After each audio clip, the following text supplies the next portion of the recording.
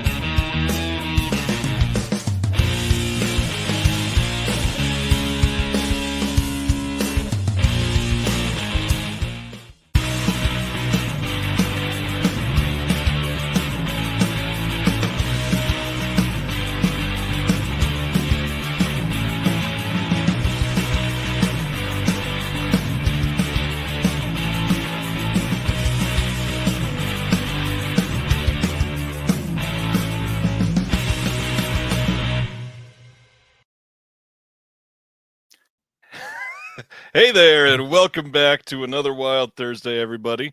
This week, first-time guest, but frequent attender in the chat. Yeah. And if you are somebody that is a part of the Disconnected Discord, you'll definitely recognize this name. We have Mr. Blake Bergman, who you will know as Spaghetti, a.k.a. Various Spaghetti, a.k.a. the guy who writes on Letterboxd all the damn time. Blake, Yeah. thanks for doing this.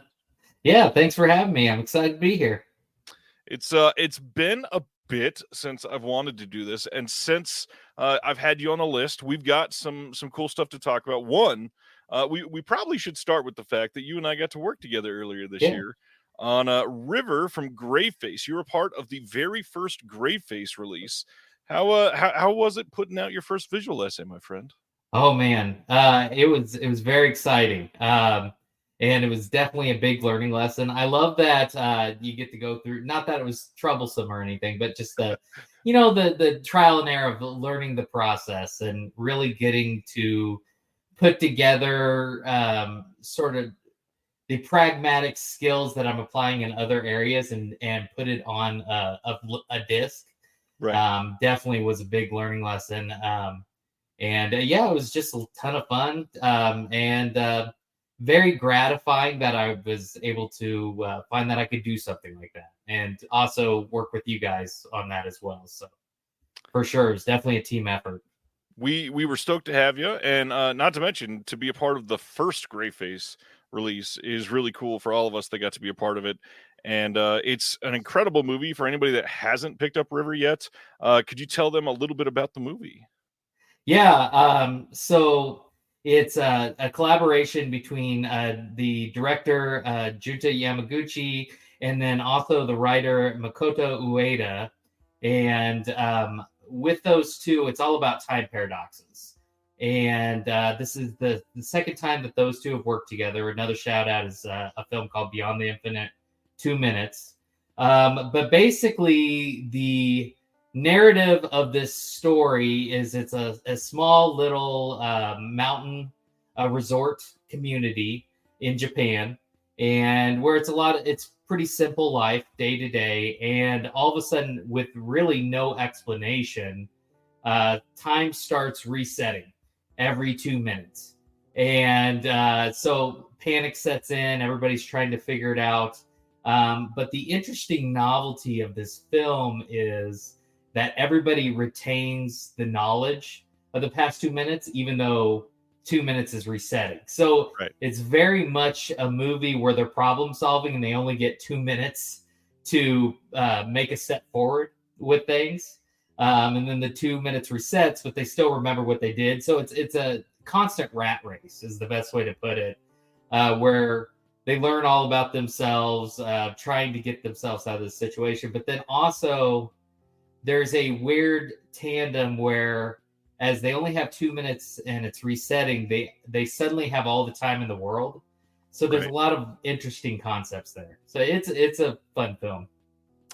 And somehow been overlooked by a lot of people. It like played some festivals, did not get a lot of attention like Beyond the Infinite 2 Minutes did at first. And first off, I just love that the creative team worked together multiple times on a very similar idea and made two very different movies. Yeah. They both deal with time concepts, but like I said, River is more the rat race kind of scenario. And then the other one, Beyond the Infinite 2 Minutes, works with, it's more like, I equate it to like a scientific theory kind of movie where they're doing a lot of science experiments and a lot of testing in the moment, because it's all about something called the Drost effect, which is picture within picture within picture. Right. And so Beyond the Infinite 2 Minutes is all about this weird echo chamber of time travel. And then this one is just, like I said, retaining knowledge, but then how to get themselves out of the situation. Yeah, it's the same thing, but very different at the same time. And that's sort of what's genius about it. Which kind of works in with the storylines of what they're doing. It's literally repeating the same thing, but just through a very different way. Yeah. Tonight's discussion after the announcements is going to be a really fun one. We decided we were going to talk about just the overall theater experience. And Blake has some experience in experiences. So we're going to discuss with that framework.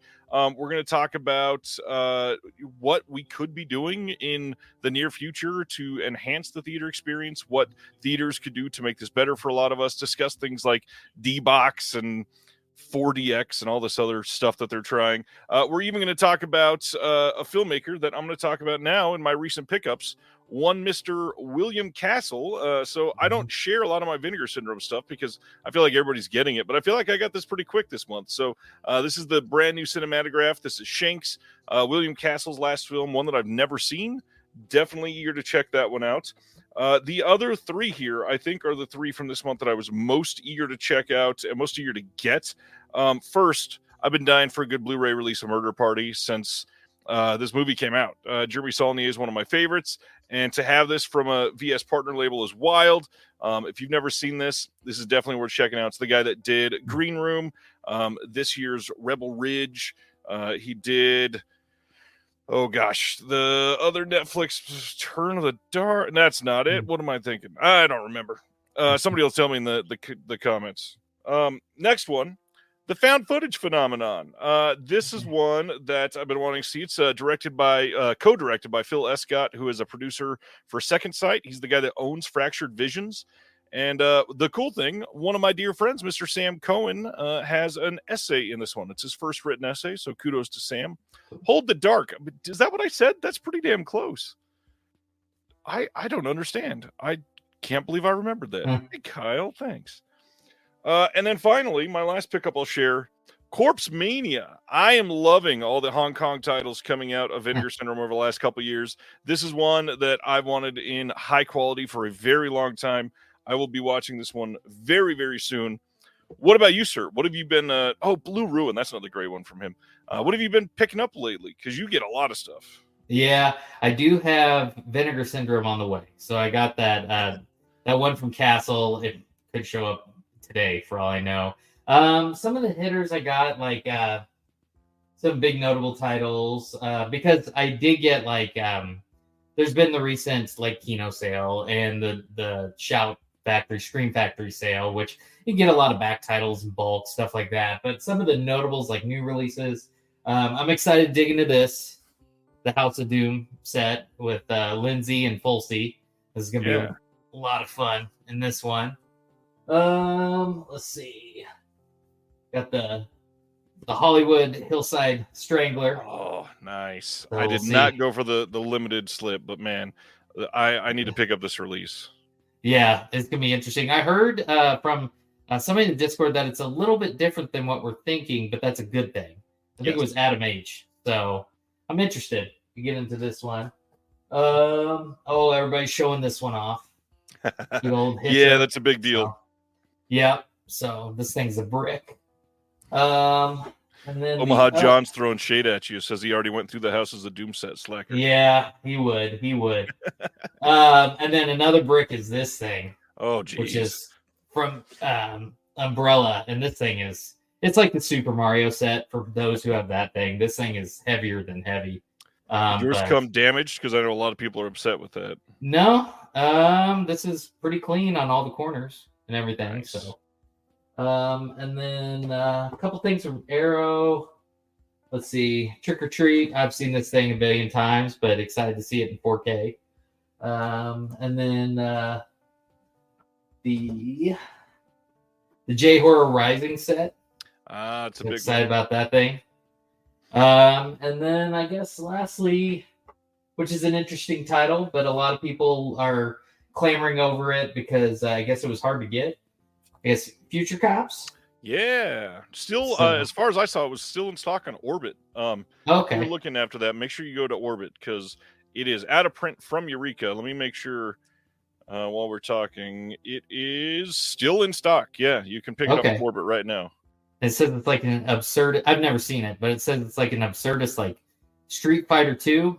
Yep. Kind of thing. So I'm all about it. So I'm definitely interested. So yeah, that's just a couple things on top of like some bulk some bulk Scream Factory stuff like that. Some back titles that are a lot of fun. Excited to dig into. So yeah.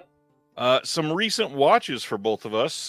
This week we watched in our house Women of the Hour, the brand new Anna Kendrick film for Netflix.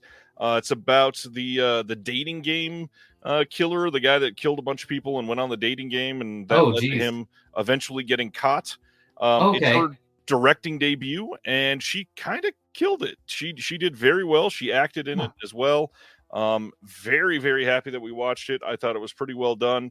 Both of the leads did an incredible job. She is great, obviously. She's usually pretty amazing, but the lead that played the killer, unsettling the entire time, but also charismatic, like you expect somebody in a serial killer position to be. Yeah, I've seen a couple people review that on Letterboxd. Looks interesting. And then I've heard of that scenario previously, like that character, so that'd be cool to look into for sure. Only other one I'll talk about is a nice bridge to yours because we both watched for tonight Matinee. I watched the old Scream Factory Blu-ray, and this movie is just so damn good. It might be my favorite Dante. It is so fun, and I mean, Goodman is crazy good in it. The scenarios are wild. It's like I was going to say modern day William Castle, but 1950 set William Castle, and done in a way that is just the most huckster guy traveling from city to city that you can picture, trying to make every buck that he can.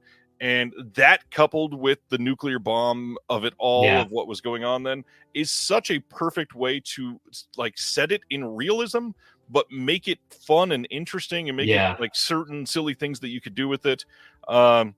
It's a great film. If you've never seen Matinee, anybody that loves movies should watch Matinee. It's absolutely that, just cut and dry. It's like I equate it to like the B movie version of Cinema Paradiso. Yep. And I've seen Matinee countless times in my life, and I got the 4K of it.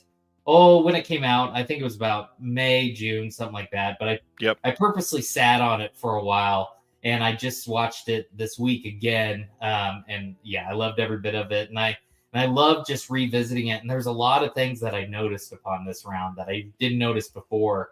And outside of just the typical John Goodman character, but like how Dante's sneaking in some stuff with the everyday life characters, especially to make it sort of like an Atomic B movie kind of thing. So I absolutely love that movie, and it definitely got better this week, even though it was already a 5-star film for me. So absolutely. How'd the 4K on that one look?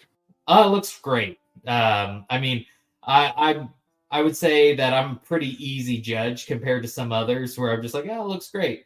But it looks pretty fresh. Pretty good. Not to like pre-promote something, but I did want to shout out tonight. I posted it in the Discord earlier, but anybody that is in any way nerdy about visual aspects for films or anything, tomorrow's episode of the Deaf Crocodile podcast is maybe one of the most important things that you could listen to over this year. We had a special guest on to fully just dedicate almost the entire episode to film restoration. And we go through the individual software that they use. We talk about what they do on a day-to-day basis. We talk about the threat of AI. There's all kinds of stuff that people are going to love. It's not a super long episode, but it's one that you're going to probably want to even save and maybe listen to again. Lots of great information. Again, check it out tomorrow. Should be releasing about midday on the East Coast. Think you'll like it. But what else have you been watching? Let's see. So this week, I did, one good shout out. I watched Dead of Night by Bob Clark. Blue Underground just put that out a little bit ago, and I love that movie. And it's sort of wildly buried in between. Bob Clark's an interesting character. And yeah, obviously we know Black Christmas, and this is the movie that he did right before Black Christmas. But it's very interesting film that it's very simple in the sense that you don't really know a lot about the character, just that he's evil and apparently dead. Right. But you have this whole fascinating family drama going on. And that's sort of the hidden gem of this film is you're just seeing the family dynamic and how it metaphors for probably a lot of realism with somebody who had somebody go away to war in Vietnam or just in general. So that movie is a lot more brilliant in a sense than just a standard horror film. Let's see here. I think it's his second best film easily to Black Christmas. Yeah. I mean, he only did really 3 horror movies because he did Children Shouldn't Play with Dead Things, which I'll be honest, the beginning of that movie is a little bit of a drag. Actually, most of that movie is a little bit of a drag, but then the final part of it is like, crazy. And it makes up for the entire rest of the film. But yeah, Bob Clark's interesting that he did 3 movies in that genre and just said, all right, I'm going to do family stuff. And then he made Christmas Story, which is amazing in its own right. He made 2 of the best Christmas movies of all time, back to back, and they're polar opposites of each other. So yeah, Bob Clark. What's another? I'm trying to mix it up around Halloween season, hitting a bunch of different things. I did watch Dark Water, so I got a J horror in, and this one was from back in 2002. I saw the one that Jennifer Connelly did. That was like 2005, I believe. But this guy, he's the same guy who originally directed Ringu or Ring, the original Japanese. That one was pretty excellent as well. I think I might have seen snippets of it before, way back when it was first released, but that was definitely an excellent revisit. Just the perfect dynamic of how the Japanese create a horror movie that almost seems like it's steeped in like legend or like folklore, even though this is a movie that was like then set in a contemporary time, and even though it's centered on like a murder that happened only in 1999, and then they're figuring out the events of 2002.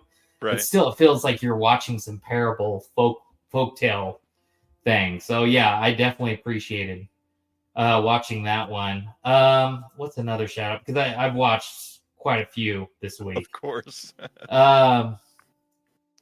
Another one, which I think this one is a good novelty film, and I bet you it's flown over as probably a piece of crud by many people.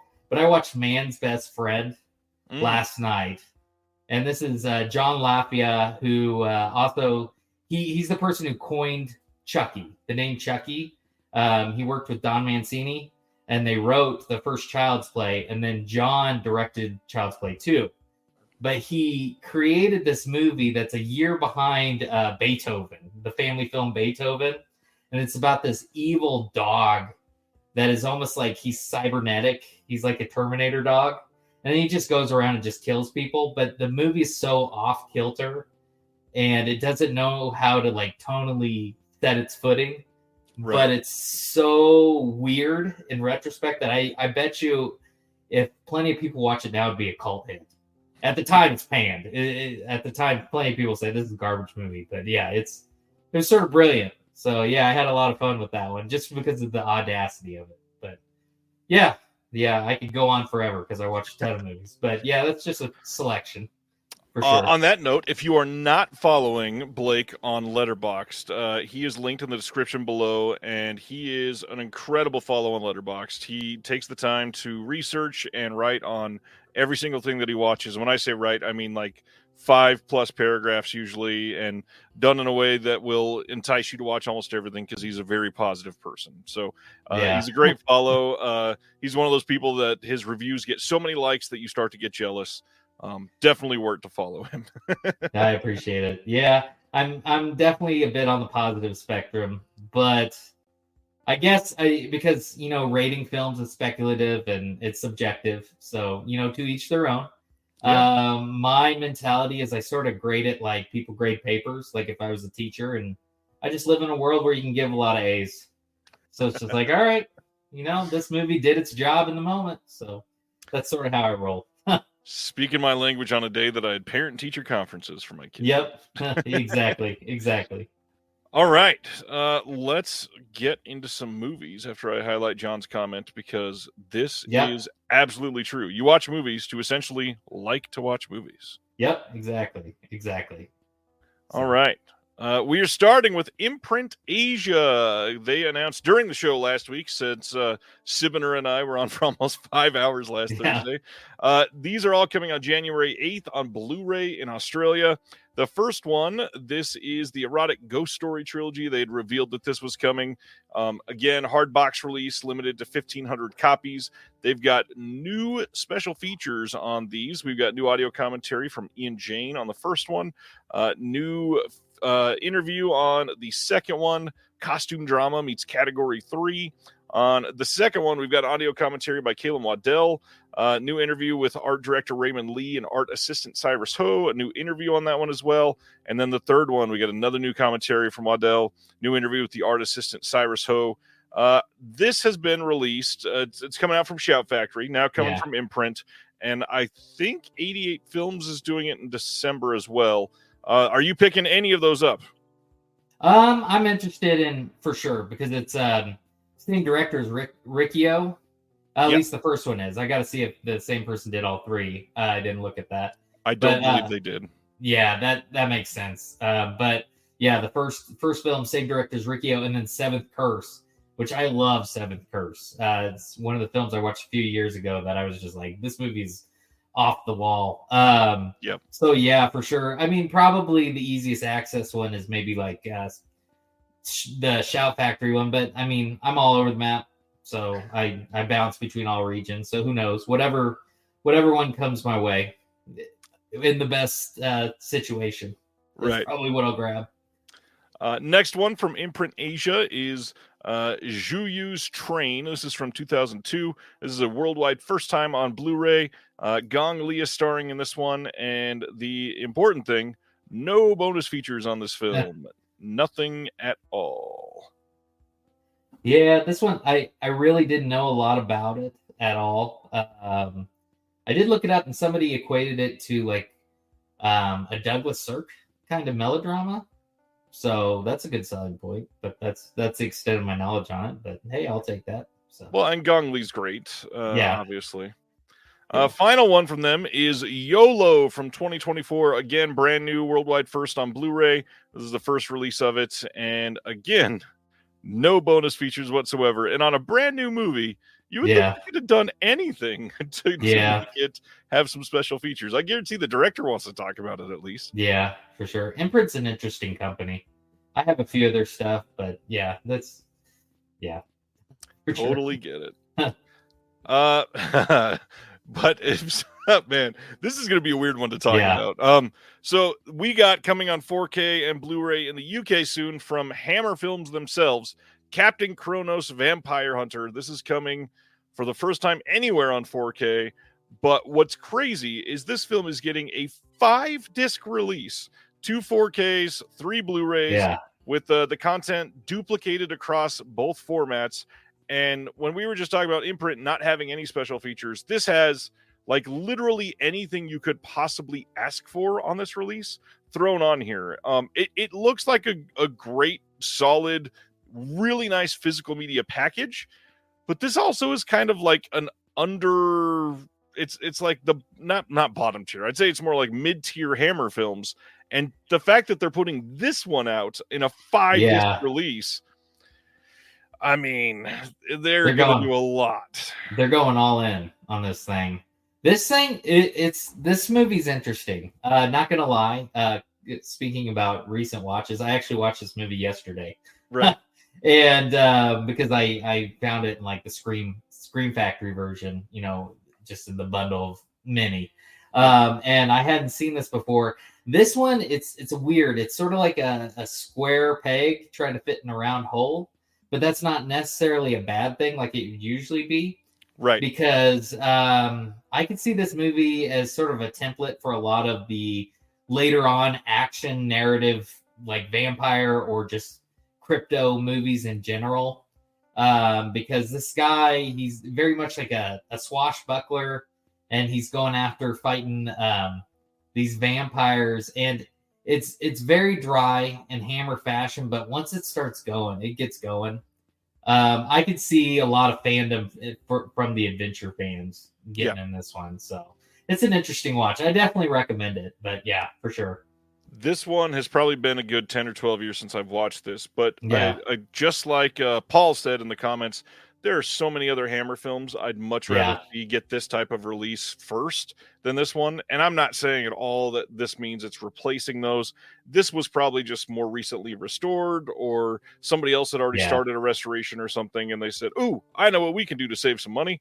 And now the hard part is this is going to come out, and it's going to be a very expensive release. There's no way you release all of this without it costing probably more than $100 plus shipping. And the fact that they're doing this for a mid-tier Hammer, some of the bigger Hammer films are going to get even bigger releases than this probably. So in other words, if you love Hammer, get ready to open your wallet a lot because they're willing to go there.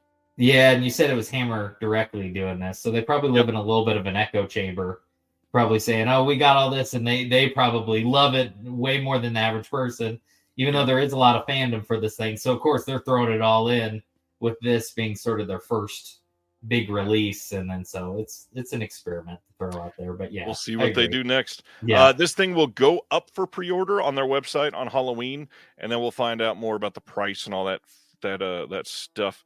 Vampire Lovers is another one that definitely needs to be released for sure. Next is we got word from Second Sight that they are putting out the House of the Devil on Blu-ray here soon. This is one that I believe I called a couple months ago saying I think Second Sight will likely be putting this out soon. So I'm glad to see that come true. This is a great movie. I genuinely really like this one. I think I like this one more than most. How do you feel about this one? I do need to see it. I'm lacking in some of my Ty West department because I've really only seen X and Pearl. So yeah, I know this is an early one, like 09, something like that, I think, right? Yeah, 09 or That's it's a weird one, but I think you'll like it. Greta Gerwig is great in it for like a couple minutes. This movie's great. I think people are going to love it. Yeah, perfect. I'll definitely catch up for sure. Next one, Kino announced that they are doing The Great Gatsby from 1949 on Blu-ray soon. This is from a 4K scan of the OCN, and it's probably the exact same release that Imprint did last year. Interesting movie. Not my favorite Gatsby, but I think people that have never seen it are going to be happy with it. This is only the second HD release. Imprint had the first one. So I think if you've never seen it, it's a good one to check out. Yeah, I enjoy Alan Ladd in movies. I watched like the Glass Key a little while back. That's a good one. I sort of cracked up when I looked at this, and it said it's also in the Dark Side of Cinema box set, whatever. Yep. And we're at the point where it's like, is there more box sets or Super Bowls? Like when you get to the like Roman numeral gibberish, and it's like you just sort of give up on counting it all. Even though that's what 26. 26. Yeah, this will also Jeez. be in the 26 film noir box from Kino. So they think this is enough for people to purchase standalone and want it in the box set for others. So they must have a lot of faith in this one. Yeah, it's been a while. Is Gatsby a noir? I don't know. They're just sort of throwing anything in there. So ish. Maybe. All right. It's been a while. It's just Alan Ladd, so it must be a noir. Yeah, there you go. That works. Next one, Kino is also putting out Shout at the Devil from 1976. This is coming on December 17th. We have a new audio commentary by Lee Marvin biographer Dwayne Epstein and Steve Mitchell accompanying him. This is a good-looking cover. I'll definitely say that. Yeah. This is definitely a film that I would probably get in the Kino sale. Sure. Yes, it is that type of film for sure. Yeah, it looks interesting. It's the same director as In Her Majesty's Secret Service, I think, right? I think so, yeah. Yeah, it's James Bond. It's the one with Lazenby, so everybody sort of forgets that one. Right. But yeah, it looks interesting. Lee Marvin's a good time. So yeah, for sure. Loving these comments. Kino should start advertising Roman numerals as a feature. Yeah, exactly. They also announced Hyperspace coming on 3D Blu-ray. This is from 1984. This was starring Chris Elliott and Paula Poundstone, shot by Earl Dixon, directed by Todd Durham. And it says this special edition release also includes the 1984 3D short film, The Fright Before Christmas, that a lot of people have been after. So this looks to be a pretty great, like, comprehensive disc. Yeah. Anything the 3D Film Archive touches is like really high quality. Definitely suggest people check this out. Yeah, I watched a little trailer of this because I didn't know much about it. I watched a little trailer and it looks dumb, but it looks dumb fun. So it's definitely up my alley. It reminded me of MVD put out Hardware Wars earlier this year, which I definitely recommend that as well because that's just a lot of fun. So this is the same vein for sure, and yeah, definitely worth your time. Yep, definitely one that if you are into Star Wars, you're going to want to watch this. Yeah.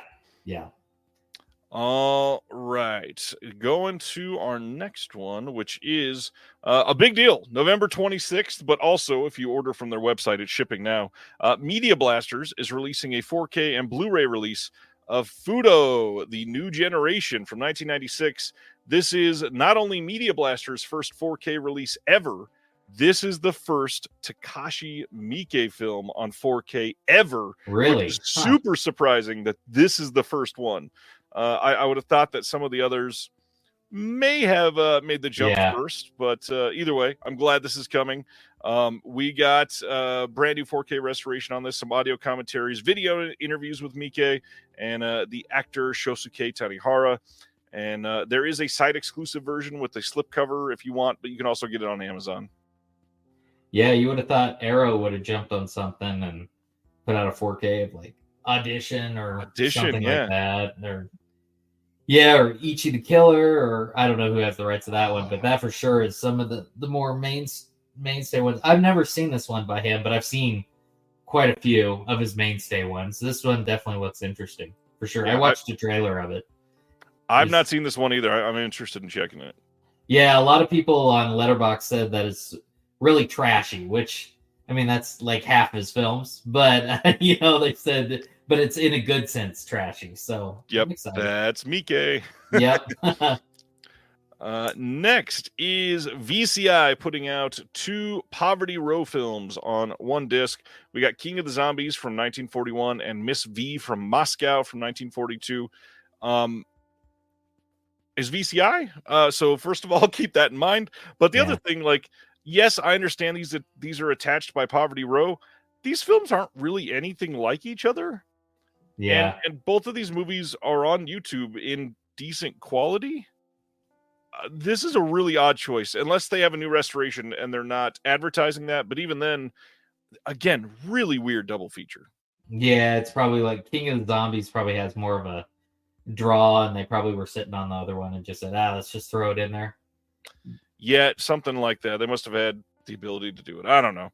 Anyways, you can check that out. This is coming January 21st on Blu-ray from VCI. Yeah, real quick on King of Zombies. The director's interesting. I watched Hillbillies in a Haunted House the other day. That's from the same guy. So it's going to be schlocky, and anything from Poverty Row, is. But yeah, it'll be fun for the enthusiasts, for sure. I love it. Jim on Facebook says, quote, classics. Yeah. Silent Mandible says, is there a Mr. V? I mean, technically, I guess me, I guess. Yeah. 2 Poverty Row picks on 1 disc from VCI. That's 3 bad signs in 1 sentence. I couldn't have said it better myself. Yeah. Although I believe these are both fairly short movies, like an hour-ish. Probably. Yeah. I'm sure they are. Next, coming soon on 4K Steelbook in the UK and likely the US and everywhere else right around the same time. Yeah. From Warner Brothers, Constantine from 2005. This will be a big 20th anniversary release. This is going to be having a rigid slipcase, a steelbook, double-sided posters, art cards. They say on-disc special features to be confirmed. I hope. I mean, like, Keanu loves this movie. I'm sure he would have loved to talk about it. We'll see if we get anything. But the thing that I'm going to bring up again, Warner Brothers doing this whole, we're going to make you pre-order something without knowing the artwork, without knowing when it's going to ship. And that is such a dirty way to do this in 2024. Just get your shit together and then put it up for pre-order like everyone else. Yeah, they need to get on Hammer's level with the 5-disc Captain Kronos, So, yeah. Oh, Constantine's a good time. I remember seeing it way back when. I've seen this thing so many times, owned multiple copies of it. I for sure enjoy this film and will definitely upgrade for sure. It's a fun time. Yeah. I don't know about the comic book enthusiasts, and he's definitely sort of strayed from the character a little bit, but I it's fine for me. I enjoy it quite a bit. So it's a lot of fun. And the other thing, like, if the restoration is done right, this with HDR could look very good. Yeah. This thing's a blast. Sibner says they've already confirmed Constantine 2, so just wait to build on the hype. Was that confirmed? I thought it was just semi-rumored and like Keanu trying to get it. Interesting. I didn't know it was confirmed. Huh.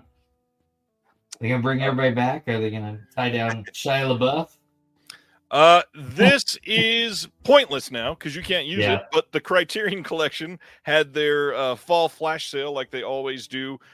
Usually it would have been the previous week, but the flash sale day would have landed on the new announcement day, so they delayed it a week to do this. Did you get anything in this one? Gummo, Happiness, real quick. I can wait until the Barnes sale, but I think it's good for what it is. A lot of people are sitting on their coupons. And so it's a good time to use it. And I get that Criterion sort of wants to get their own piece of action before Barnes & Noble probably takes a chunk of it. So it totally makes sense with the sale. I just sort of got in and got out. Yeah. So, Eric got the Before trilogy. Good job. That's a masterpiece. I still got plenty from this summer sale that I got to watch. So it's like I can wait a little bit. Yeah. Stan on Constantine says nothing is ever confirmed. Just ask Joaquin Phoenix. Yeah. True shade. Yeah. Mondo Macabro's Halloween sale is currently live. This is live until October 27th. The pre-orders that are available as well are Cafe Flesh on 4K, Bohachi Bushido on 4K, The Girl Slaves of Morgana Le Fay on 4K, and The Punishment. You can still pre-order all 4 of those as far as I know. However, this has done so well for Mondo Macabro that Cafe Flesh is almost sold out already. Jared, if you listen to the Mondo Macabro podcast episode that went up earlier this week, he said that this should be available for a month or so at the very least. And it looks like Cafe Flesh will likely sell out tonight or tomorrow morning. Yeah, I mean, I loved Dr. Caligari. And so I was obviously Cafe Flesh right off the bat. I'm sold on that whole crazy, wonky, all the above. So yeah, I got a few things from this. I'm one of the sections of my collection that I definitely need to catch up to speed on is Mondo Macabro. So I definitely put a little bit of a dent, not crazy, but I definitely want to catch up to speed with them. So I grabbed a couple from this one. So I got like, what'd I get? Killer Dolls. I guess a lot of people were talking about that one. And Blood Spattered Bride. And Beast and the Magic Sword looked crazy. Yep. So, yeah, it'll be a fun time. So, for sure. We got a question here from Sibner. He says, Ryan, did they confirm how many copies were done? Yes, they did for all of the titles. Bohachi Bushido and Cafe Flesh were both 2,000 copies. And I believe Morgana Le Fay and The Punishment were both 1,500. I may be wrong on Morgana Le Fay, but it is on the site. Let me see if I can look that up before I say the wrong thing. It is...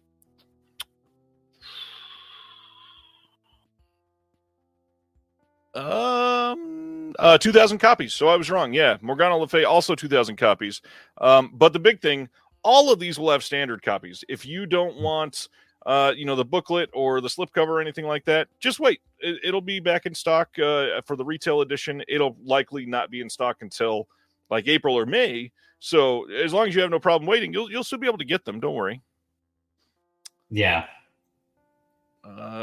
This is, like I said, available till the 27th. Check it out. And if you want Cafe Flesh, sooner than later. Although keep in mind, the brand new 4 titles are not shipping until January. So if you want sale titles as well, you might want to do 2 orders. Yeah, that makes sense. I'm good. I got plenty to watch, but yeah, I threw it all in one pile, but I'm good. It'll be a good surprise a couple months from now. And agree with Jim. Mondo Rules, they speak to my taste almost exactly. Yeah, definitely a lot of fun. I'm definitely happy that I'm catching up to speed with them. Next one is another piece of important news. This is just kind of a reminder that Something Weird Video is shutting down the downloads and the DVD-Rs that they've been selling from their websites. You can only get that until Halloween, which means you only got one more week as of the time of this recording. The website is not going away. Something Weird is not going away. It's just the DVD-Rs and the downloads. They're still going to be doing like restorations with other companies, still going to be selling some of those Blu-ray discs and all that. Just the DVD-Rs and the downloads are going away. Lisa will always be a part of this, I'm sure. The big thing is they weren't selling very many. So they said, why are we keeping this available and making it a headache for us? So they're just cutting this out. But they announced it very far in advance so that everybody could have a chance to get what they wanted. It's a great deal. If you want your stuff, get in there and do it. However, you only have a week left. Yeah. I wandered around in there, looked at it. It was fun stuff. I have a lot of their stuff on physical media, but yeah, I appreciate the work that they're doing. And yeah, for sure, there's a lot of weird, crazy stuff there. It's true. There's a lot of weird things, as they say. Yeah. The big thing is their partnerships are amazing. I mean, the stuff they do with AGFA, the Kino discs that they've got, they've worked with a handful of others. It's great. Yeah, I got a whole pile of those Kino, like the drug scare films and all those that someday it's a project of mine to like watch them all in order. So there's like 13 editions of them sitting there, but who knows? But yeah. Well, now I think they're up to 17 or 18. So good luck. I know. I'm missing a few, but yeah, for sure. All right. Next up, I put a new interview up on the channel with Eugenio Ercolani. He is the on-the-ground producer who goes between Rome and London and helps like every company out there, basically. He is one of the most knowledgeable people in physical media, and I'm really happy with this conversation. I hope people check it out. We get into some like existential stuff about his purpose in life and talk about how much he's contributed to over the last year and what makes him happy. And it's great to see somebody that is truly passionate about all of these films like we all are. Yeah, definitely. Going to our next one.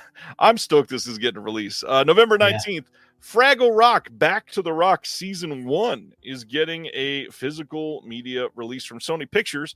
Kind of surprising. This was a streaming only title, and now here it is. This season had a lot of like special guests. We've got Daveed Diggs that was on it, Ed Helms, Patti LaBelle, Kenan Thompson, Cynthia Erivo, the Foo Fighters, but I know that they're looked down on at the moment. Anyways, Fraggle Rock Back to the Rock. I mean, it's a Henson thing. Everybody should love it. It's amazing.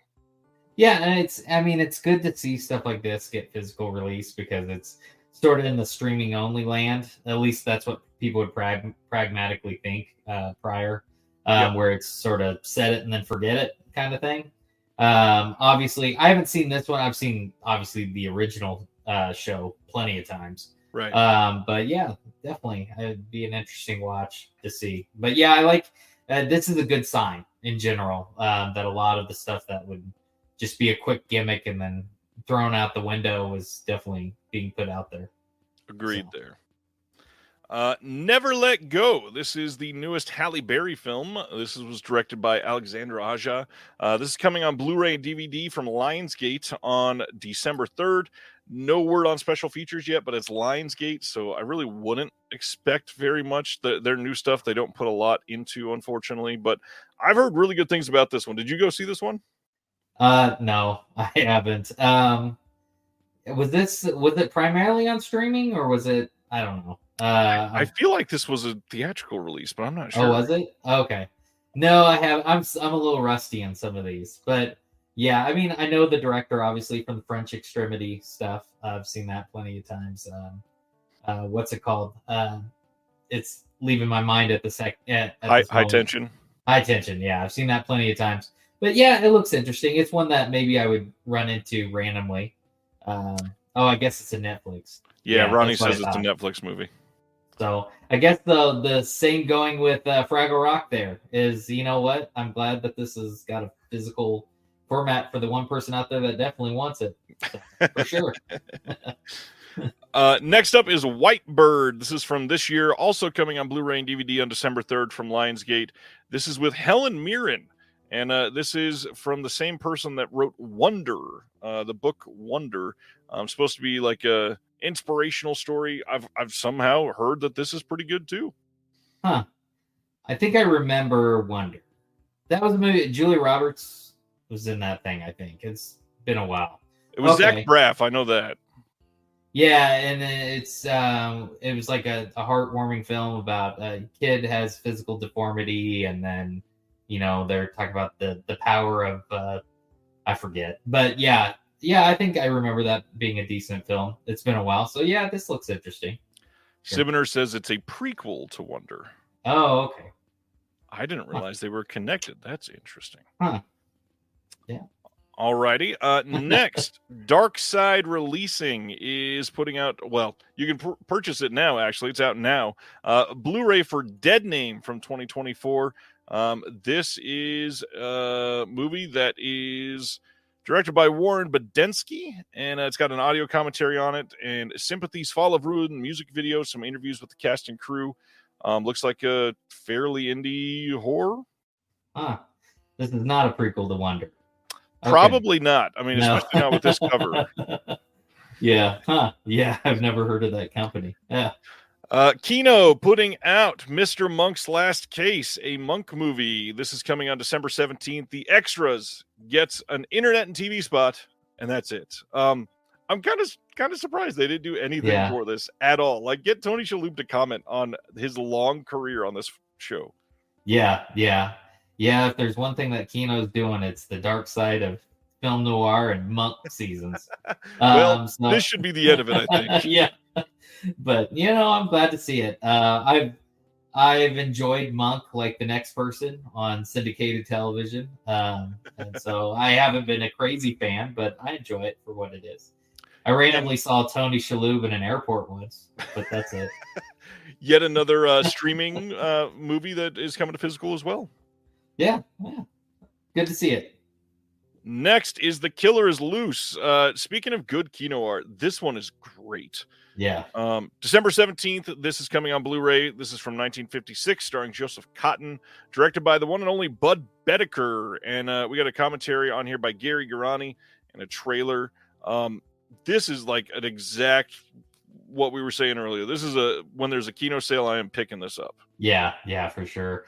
I'm definitely interested. I am sitting on Budecker's his Western set from Criterion, and part of me is crazy in the sense that I have intentions to watch an entire box set from front to back, and that's the only reason why I haven't gotten to it yet, even though it's 4 films and they're not that long, but I need to just sit down and watch that thing. But yeah, I know that just like I would love those films, I'm gonna love this film because there's just a sense of how he makes films, and like they're sort of little gritty B kind of movies, but they're fun in their novelty kind of sense. Right. So yeah, I'm all about this one. Indeed. Next one, December 17th. Umbrella is giving Terrifier. This is such a crazy release. They are doing a box set with so much we're going to get into. First thing is where do they get into the details here?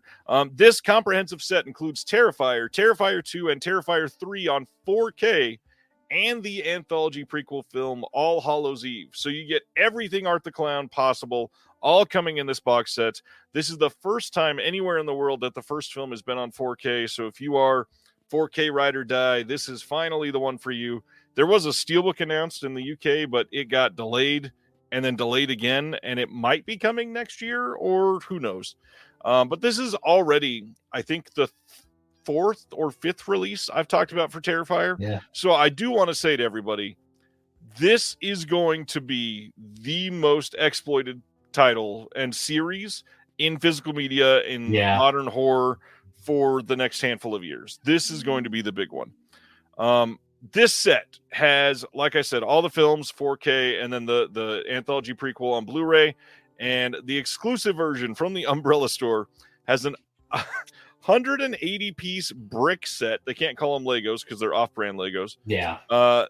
They've got Mega Blocks. There you go. Terrifier 3 VHS, 250-plus page book, behind-the-scenes experiences, and art with written content from a handful of people. Custom artwork rigid slipcase, Art's Christmas sunglasses, 12 art cards, 2 reversible posters, and then it is their limited edition numbered release.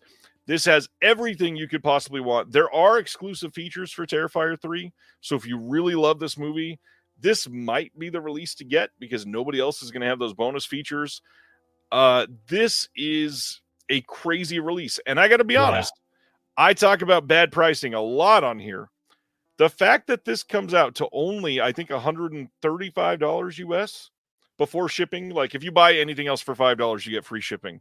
But $135 for this entire bundle is kind of a pretty great price. Yeah. Yeah, it's going to be like, what was it that Caligula said? This brick times 3. Huge. The crazy thing, though, they've already announced a 4th film. So for me, I would never buy this box set because I know there's more coming, and they've even hinted there might be a 5th one. So, I mean, do you want to go all in and buy a box set every time? Do you want to, get the exclusives and sell the box set of the movies and buy the next box set? Who knows? I'm not going to tell you either way, but this is wild. Like, there are so many people in the mainstream world that love Terrifier right now. They're buying this just because it's the best looking release of Terrifier. They're going to sell a metric shit ton of these. Yeah, but they need to pull a Charles Band and like Full Moon, and then like they give you like the Evil Bong box set, but then they say, hey, look, there's like 90 of these coming. And so they leave like this whole cardboard like half empty so you can put your additional Evil Bong movies in there. That's what they need to do. It's just, geez. Yeah, this movie is the movie that will never quit. I'm all for people who enjoy it. I like it to a degree. I've seen the first one and the second one once a piece. I still need to see that the first one that's like an anthology. It gets a little taxing after a while. I definitely like the gore and the physical effects. I think it's a celebration of that. Do I think it's in its head a little bit too much? Yeah, probably, for sure. It's up something a little too much. Yeah, it is. It's definitely huffing a little bit too much of its own fumes. But there's gonna be some people that love the movies, and it's all for it. So. Yeah, I'm not opposed to rewatching as well. So I don't hate them. It's just I'm not crazy. So yeah, I literally the exact same feelings. I do not hate them. I certainly don't love them. I have never once had a desire to go throw on a Terrifier film. Yeah. I'm very happy that they have made practical effects an important part of the series. Yeah. I'm also very happy that basically a tiny budget Christmas set, really gruesome horror slasher, it was the top film at the box office for a weekend. That sends a lot of shockwaves through the industry, as many people don't think that's a big deal. It truly is. I'm stoked for Damien Leone. I just don't really care about the movies all that much. Yeah, I mean it's its own celebration. I'll never really put it down. Yeah, like I said, I think it's huffing a little bit too much of its own fumes, but you know, I enjoy it at the end of the day for what it is. What's crazy is if this isn't enough Terrifier for you, Umbrella has shirts for pre-order right now. They have art wrapping paper. They even have a shirt that they're not revealing the design, saying it's too gruesome. And one of the like subtitle for it says, "Who would even wear this seriously?" But that's crazy to me that you can pre-order it without even knowing the design. I love that Umbrella's doing it. They are all in on it. I think that this is going to be, if you love Terrifier, your favorite release, probably. Well, and it fits in with the theme of like it's film as an event. Right. So, you know, and definitely that might pop up later on, but you know, more power to it for what it's doing. So. All right. Next up, Celluloid Dreams has announced their next title that's coming out on 4K, and that is Short Night of Glass Dolls from 1971. This is a giallo film that was previously released by Twilight Time, has been out of print for some time, but it's also not that out of reach. I know a lot of Twilight Time films have exploded in value, and you can't find them for like less than $120. Really? This one is still pretty gettable. However, it was a decent Blu-ray release. I was hoping for a little more obscure from them, like when they announced Black Belly the Tarantula. That was the kind of obscure I was really hoping for. This is fine. It's a good movie. I'm glad that it's coming, and we'll probably get a gorgeous 4K release that's, you know, some big 3 or 4 disc release with art cards the size of surfboards, and everybody will be super happy. Yeah. Oh yeah. I still have a Case of the Bloody Iris I got to get to, but yeah, I definitely appreciate it for sure. You know, if you are easy on 4K transfers, I will say that is genuinely one of the best 4K transfers of the last 2 years. Perfect. It is gorgeous. Dinner size. The dinner plates that they brought with it too. But you know, that's appreciated. Somebody's gonna frame those and put them up or something. So yeah, definitely. I'm all for it. Silent Mandible says Glass Night of Short Dolls was better. Yeah. I love all of these random puns about Terrifier releases that we could get, like Art's European Vacation, Art in Space. Oh, that'd be great. Yeah, just make them like National Lampoon tie-overs. Yeah. Art meets Winnie the Pooh. Yeah, I mean, just make them till the end of time. If that's the shock that the film industry needs to keep going in 30 years time, and it's only Art the Clown movies, well, David Howard Thornton will be his face will be stuck like Terrifier. Yeah. Oh jeez. Terrifier 4 Tokyo Drift. Look at that. Oh my god. Eureka put out a couple announcements today. First one is Running on Karma. This is coming from their Masters of Cinema line on Blu-ray on January 27th. But the cool thing, this is available in the UK and North America. Glad that they are still taking advantage of what they're doing in the US and Canada. This one is directed by Johnny To, a name that many people that have been in physical media for the last couple of years will recognize. Once again, limited to 2,000 copies. It's got a slipcover on it. It's got the new audio commentary by Frank Jang and F.J. DeSanto on this. New interview with Gary Bettinson, the editor-in-chief of Asian Cinema Journal. Some archival making-of featurettes and trailers. And a collector's booklet with new essay by David West. I've not seen this one, but Johnny To is a hell of a good filmmaker. Yeah, Throwdown's a good time. It looks interesting. It looks like a newer movie. Like I said, I haven't seen it either, but yeah, it looks interesting for sure. And in the Discord earlier, Craig says, man, that guy is yoked or whatever he said, buffed, something. This guy is ripped. The muscles on this guy are crazy. Yeah. But the bigger deal from Eureka, over in the UK, they are getting not Akira, Yeah. Kiyoshi Kurosawa's Cure from 1997, coming on 4K. This is also still part of their Masters of Cinema line, since this has been released by them previously. And this has archival interviews with Kiyoshi, and then Kim Newman on Cure, interview with the critic and author Kim Newman, a collector's booklet with essays on Cure by Tom Mess. This movie will look beautiful. Swole, that's the word you used. Cure will look beautiful on 4K, guaranteed. Glad this is coming out. Slip on this looks great. It's Cure. Yeah, that's probably a precursor that it's coming 4K out on this side of things as well. Criterion will definitely release it on 4K. Yeah, great film. Everybody who's seen Cure probably agrees that the film's excellent. It's been a bit, but definitely I want to revisit this thing. It's definitely a gritty. I was looking back at my review of it because I'm sort of fuzzy on it because it's been a couple years, but somehow I put the equation of Seven meets Stalker, like Tarkovsky's Stalker. And so that just like reinvigorated in my brain again that, yeah, I definitely want to rewatch Cure. But yeah, I just remember loving this thing when I watched it. I am the lone outcast idiot. I will say I've watched this once and it did nothing for me. I really need to see it again. I feel like I just went into it on a bad day, and I'll probably love it on the second watch. But man, I don't get the hype for this movie at all. Yeah, I mean, it's been a while. Like I said, I'm fuzzy, but I just remember in the moment, it's very atmospheric. So I definitely agree. Like if you walk into it on an off day and you're not like, not to say you're not fully engaged or, whatever is off just slightly a degree, I totally can see that happening. But yeah, I mean, just full buy-in, this movie's nuts. So. Yeah, I feel like this is one that you got to watch in a dark room, no phones, nobody else around other than, somebody else silent on the couch. This is definitely one that you got to be all in on. Yeah, for sure. Sibner, Shawshank is a classic. I get it. It's just overrated. That's okay. Huh. Then the third wave of Disney Steelbooks got announced today. And we got some weird things happening here. First off, all these come out on December 3rd. The press release for these doesn't say anything about Blu-ray this time. So all I see is that these are coming out on 4K, not on Blu-ray potentially. But also it's Disney. They could change their mind in the middle of the night and do the same thing.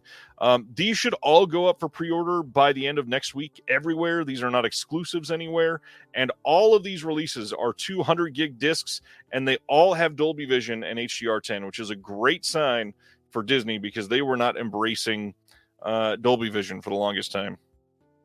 Yeah, I think Disney is smelling some of the coffee that they need to get back into physical media a little bit. They're so all over the map and temperamental in their thoughts and stuff like that. But yeah, we're going to talk about Disney later, right, Blake? Yeah. So this first one is The Mandalorian, the complete third season. Now, a lot of people complaining because they announced this. They did not announce the Book of Boba Fett, which should have been the next one to come out in this saga. But here we are.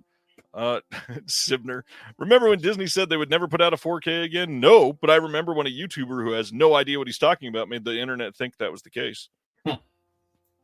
Ronnie says, I'm dying for an Agatha All Along physical release. I hope they get to all of them eventually. I mean, for people that love Marvel stuff, which I've never hated Marvel stuff. Sure, I don't love the current wave, but if you love Marvel, release them all. Yeah, just ebbs and flows and saturation. But yeah, there's a lot of good merit there for sure. And I want to see the fans get their physical copies. Exactly. So that is season 3 of The Mandalorian. There's going to be some bonus features on here as well. There's a tribute to Carl Weathers, the creatures and droids of The Mandalorian, and then some Forging the Covert Part 3. Jon Favreau and a couple other of the filmmakers explore the expanding world of season 3's Mandalorian warriors. Then the next Star Wars one they announced is Ahsoka, the complete first season. This is going to have some bonus features as well, joining the cast and crew for a look at their developing live-action series, exploring the dynamic of Anakin Skywalker and Ahsoka within the world, go deep with a spotlight on Ahsoka's allies, and then uncover the secrets of Ahsoka's foes. Third one is the first Marvel one of this one. We got Hawkeye, the complete first season. This has all kinds of deleted scenes on here, plus a gag reel.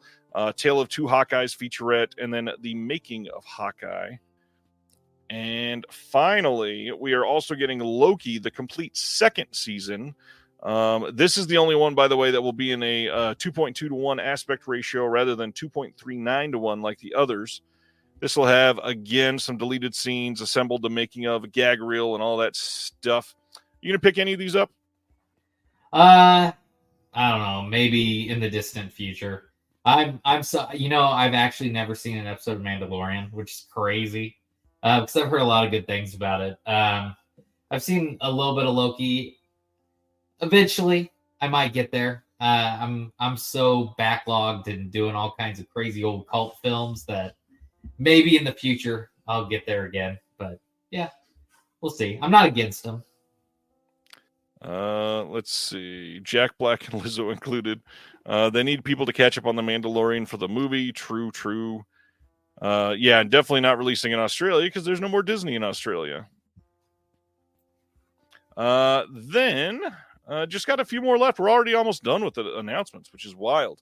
November 19th, Magnolia is releasing Yoshiki Under the Sky. This is from 2023 and is a music documentary featuring the world-renowned rock star and composer leading a global concert featuring today's top musical artists like the Chainsmokers, St. Vincent, and more. Yeah, not many things released like this. This is pretty cool that this is getting a release. It was like a good concert on Blu-ray. It's always a good time. So that's all I got on that one. Same. Next, Mill Creek doing their next Ultraman thing. I believe these were web series and did not get released elsewhere. December 10th, there is a Blu-ray coming of Ultra Galaxy Fight Series 1 through 3 and Ultraman Regulos First Mission. Supposedly, these are really high quality. And if you love Ultraman, Mill Creek has been killing it over the last, at this point, we're talking like 5 years for what they've done for Ultraman. So check it out. Mill Creek, I mean, they're fine for being some of the bargain bin kind of stuff, but I enjoy when I get a title from them once. So I'm very lacking in the Ultraman department, but I enjoy like their little retro VHS covers, stuff like that. It's always a good time to come across some random old movie from them. And they look great on Blu-ray too, I will say. Yeah, they're good for their value, for sure. And then I think we got 2 more left. December 8th on 4K Blu-ray and DVD from Loma Vista Recordings, Ghost, right here, right now. This is for the band Ghost. It is a film plus bonus content. We got Q&As with some of the band and some others. The Future is a Foreign Land animated music video, and the webisode series, chapters 1 through 28. Not a lot of bands doing releases like this, which is why I wanted to make sure that we highlighted it. I know a lot of friends who love Ghost. My mom saw Ghost live, but this is pretty cool if you're a fan of Ghost. Yeah, for sure. All right. I think we have one. Yep, last one. I didn't know this existed until today. Fabulous Films over in the UK is releasing Taken, the complete series, on December 9th on Blu-ray. This is from 2017 to 2019. It has 2 seasons that it did. And they made a Taken TV show, and it's based on Liam Neeson's character, who is younger than his actual character. Otherwise, they would have to shoot this in 9,000 takes like they did the films. Yeah. I've never heard of this. I mean, I've heard of the movie, but I didn't know either that this existed. But more power to the people who enjoy it, for sure. That is it. I just saw on the top that said from producer Luc Besson. That's weird. That seems like it's his speed. Yeah, I can see that. As a reminder for what we are releasing next week, just in case you forgot, Zodiac on 4K, Trick or Treat 4K, like Blake already showed us, Drag Me to Hell 4K from Scream, Addams Family Values 4K. We got that Caligula set coming from that one company that I'm not going to name anymore. J-Horror Rising from Arrow, Shocker 4K from Scream Factory, Dr. Seuss's How the Grinch Stole Christmas 4K, lots of 4K releases. The Daiei Gothic set from Radiance that I got to get my hands on. I need that box set for sure. Warner Archives, The Walking Dead, and The Return of Dr. X, the classic Ghost from Kino. That's definitely one I wanted. All of the standard releases from Vinegar Syndrome for this month, and a couple from Severin look like they're getting their retail street date next week. The Beast with 5 Fingers from Warner Archive, El Vampiro, Two Blood-Sucking Tales from Mexico from Indicator. Let's see. Dogra Magra from Radiance, which is supposed to be great. Laurel and Hardy Year 2 from Flicker Alley. Film Noir, The Dark Side of Cinema 22. Perfect timing. Yeah. Top Cappy from Kino Lorber. For your consideration from Warner Archive. Man, this is a big week. Yeah. Any of these so far catching your eye? Oh, I mean, I love For Your Consideration. Any Christopher Guest movie, I love those movies. Absolutely. Trying to think what I mean. A lot of them I see like a lot of the Vinegar Syndrome Severed stuff that I already have, and then the Arrow ones that I have. But it looks like there's. I mean, Shocker was a cool one. I'll upgrade that one when it goes on sale. I have a slew of Radiance things coming my way, and I might have Dogra Magra in there. Nice. So I have to see what's in that chunk. But yeah, there's some good stuff coming out for sure. Jeff says Blake has never said anything bad about her release. Is that true, Blake? That's not true. Ask about that one MVD Rewind title, and Blake will slam it to hell. Oh, what was that thing?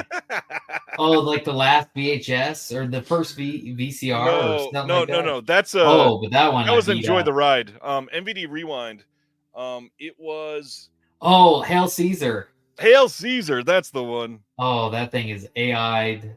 It's actually so much of a travesty that it was sort of like a brain melt watching it. Like they could have like promoted that it's so bad on the cover. Like, hey, you want to watch the worst Blu-ray ever made? Watch this thing. So, yeah. Some I've not named yet. We should finish these real quick. Sorry.